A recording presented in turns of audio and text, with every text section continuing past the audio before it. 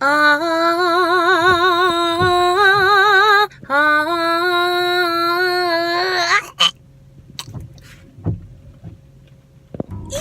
just arrived at my Little Mermaid party and I'm super excited. The rain is killing the wig game, but you know, it'll be okay with some spray. I have another aerial party tomorrow, so hopefully I can tame some of this frizziness. 2 aerial parties in one weekend, can you believe it? I can't. It's amazing that I get to play aerial twice in one weekend because it's always Elsa. It's always the Frozen sisters, damn it. Ariel's the one whenever, Ariel and Belle I guess, but mostly Ariel, when I sing Part of Your World, moms always cry, without fail, every single time. It's the best. They just start weeping. But I think it's because a lot of these moms with young kids, they grew up on The Little Mermaid or Beauty and the Beast, so whenever they hear the music, they like are reminiscent. This particular costume I own. This is my wig that I styled. It looks okay. I could have gotten a lace front, but I didn't because I was like, she's gonna have bangs and I don't really want to spend the extra money. I made this shell bra myself out of an old bra and some seashells. And this is like a floor length maxi skirt that I wear. So of course I'm in full mermaid garb, you know, and I have feet because I need to walk into the party and like play games with the kids. And so it's always this weird thing explaining to the kids that like, yeah, at the end of the story, my dad turned me into a human, but I'm a mermaid today, and I have feet because my dad gave me feet so I could be at your mermaid party. My dad's pretty magical. He sprouted feet from the bottom of my fin. Doesn't make any sense. But the kids usually buy it, so... Just a tip for anybody who is thinking about hiring a birthday party performer, our pay rate only covers our time at the party, so we are not compensated for any travel time, we're not compensated for any time it takes to get ready for the parties, so tips are much appreciated. Yeah, I can't reiterate that enough. So please, please, please, please, please tip your party performers. Here at my second party, thought I was in the wrong place because there's literally nobody in the driveway or anything, so I don't know where people have parked. But so on our website it says that you can only have 10 kids per hour if you want like face paint or balloon tying, and originally this party was scheduled for just an hour, and when I called and asked how many kids there were, he said 20, and I was like, whoa. That's not gonna happen. I cannot paint 20 kids in an hour and do story time, singing, and games. So we're here. I think today I'm gonna, since there's so many kids, I'm gonna start with my song to kind of reel them in a little bit instead of doing it in the middle of the story or after. That'll be a good way to set the mood. The Little Mermaid story is like weirdly longer than the other ones, but I can get through it in about 15 minutes, which is kind of perfect. So it was real cute yesterday at my party. The birthday girl came to me with this little shell and she said, I wanted to give you something to remember me by, so that way when you go back to the ocean that you'll always remember me. And inside of the little blue shell that she gave me, she was like, I got you this hair clip that you can use in your hair. It's purple. Oh my god, she gets it. And she said, I know how much you love gems, so I got you this gem. Dead. Hi guys, welcome to another episode of the Audition Diaries. I didn't really have any auditions or anything going on. You just caught a glimpse of my aerial parties from last weekend, but I did want to raise a question. And this week I took to Facebook and I asked my friends how they defined success. The reason why I asked this question was because that's something that I've been trying to define myself, is trying to figure out what makes me feel successful and when do I say that I've been successful, and how I measure success, because it's a very slippery slope. I think that we put too much pressure on ourselves sometimes, and so I think when we have a clear definition of what we think success is, then we have something that we can refer back to. So a couple of my friends have said that they're comfortable sharing their responses, and I would like to share them with you. And of course, all of us come from different backgrounds and stuff, and so we have different ways that we define success. Some of these are definitions that I adhere to. For the most part, we all have a very similar vision. Some people were pretty funny about it. So the first one that I'm gonna share is from my friend Liz Bailey. Liz said that She defines success by the amount of joy in her life.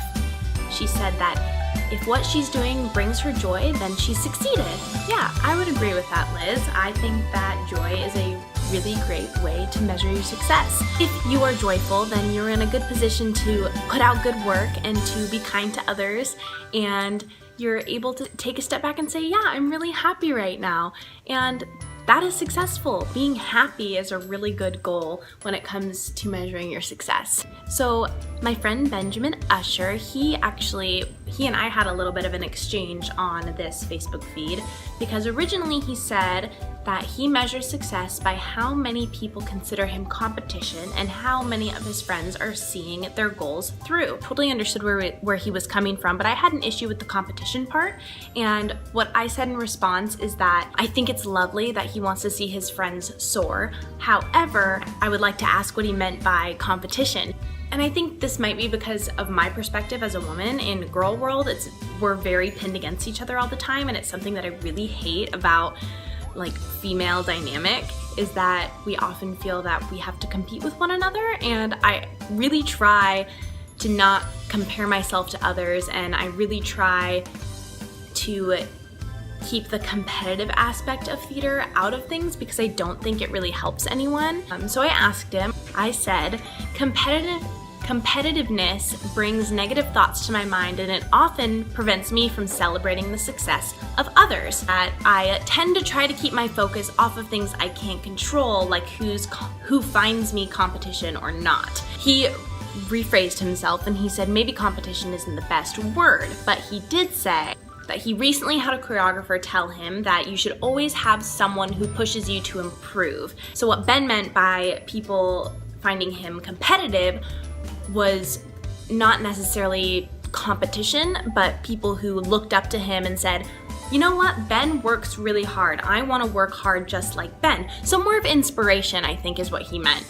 And Ben said that he loves it when people come up to him and tell him that seeing him work hard makes them want to work harder. And I think that's really commendable, because that's something that I value too, is when people come up to me and say like, wow, like you worked really hard on this and I can tell like it's really inspirational. That's what Ben meant by competition. He didn't necessarily mean competition, but he meant more of he likes to be an inspiration to others. And when he is inspiring others, then he feels like he has succeeded, and I think that's awesome. So the next one comes from my friend Reese Knickerbocker. She works with children, and she said, when working with kids, evaluation is based on where the child is at the start and where they are at the end.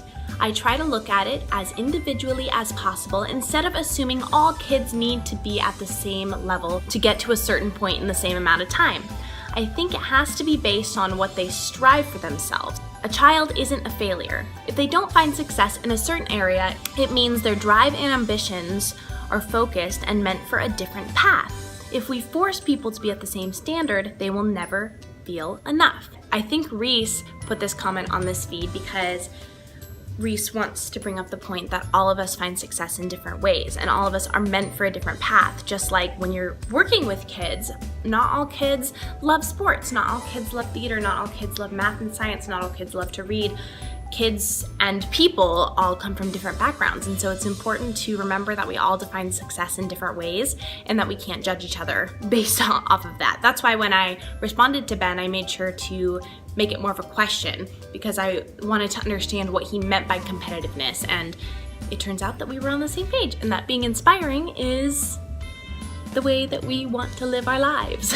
The next one is from Isaac Lee, and Isaac said that he defines success by how much his values have changed and how curious he feels about the world. And I love that response, because as you get older, it's easy to kind of fall into this work pattern and to not ask any more questions, and you kind of have to force yourself to learn, and you have to force yourself to be curious about stuff.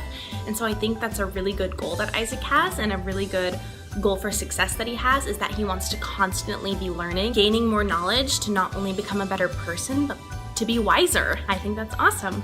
So the next person is my friend Rebecca, and she and I have actually had a long conversation about how we define success, and I think it's really important to talk to your friends about how you define success, especially in the theater world, because it can be really hard to figure out when you feel like you've succeeded in the theater world. There's often times of I'm comparing myself to others, or I'm just not landing these auditions, or I'm not booking any gigs, so I must not be successful, and that's not necessarily true. So I think when you get together with your friends and you realize that you're not alone in the struggle, and it's important to talk to your friends and talk to them about your auditioning experiences. This is part of the reason why I have this vlog. And to remember that you shouldn't define your success based on how many auditions you actually end up booking, but rather how many auditions you actually end up going to. The name of the game is just getting your butt into that audition room. But Rebecca says that she's been working on defining her success a lot, especially in the last year. She just graduated just like me, and so both of us are kind of in this same boat of trying to define our success. But she says she likes to measure her success by things she can control. So this has to do with how much practice time you've put into your auditions. After you've given your audition, and if you have worked on your piece and you have practiced and you have done all the right things, that's all you can control. You can't control what the person behind the table is thinking or feeling, or whether or not you get cast, because there are a lot of factors that go into casting, and it's not just about the audition that you've produced. Maybe you had the best audition ever, but you're just not right for that particular production. So I think that that's something that I like to keep in mind when I'm defining my own success as well. She says that focusing on things she can control is easier said than done, but she's made great strides because she's felt positive and affirmed all year, knowing that she is doing her absolute best in the things that she has power over. She says that this shift in perspective has really changed her career, and she feels so fulfilled and confident about herself and her choices now. And that really sums up how I feel about it, and something that I'm really working on and really working to get better at. Because it's dang hard, especially as auditioners and actors, because we hear a lot of freaking no's. Getting a no for an audition is not a solid evaluation of your work. Like I said, there's so much that goes into the decision process from the people behind the table. You can't measure your worth or measure your talent or define your success by those things. You have to remember that you're in charge of your own destiny, and if you work really hard and you nail that audition, whether or not you book it, you have succeeded. And I think that just getting yourself in the room, like setting a goal, I'm gonna go to 50 auditions this season, I'm gonna send 10 tapes around the country, I'm going to fly to New York and I'm gonna go into 5 audition rooms. If you set goals like that for yourself, I think that and you reach those goals, whether or not you book anything, I think that you will feel more successful in your work as an artist and as an actor. The last one that I want to bring up is Annika Cable measures her success in donuts. You know what? Like I said on the feed, respect, girl. If you were gonna measure your success in any kind of food, what would that be? Comment below.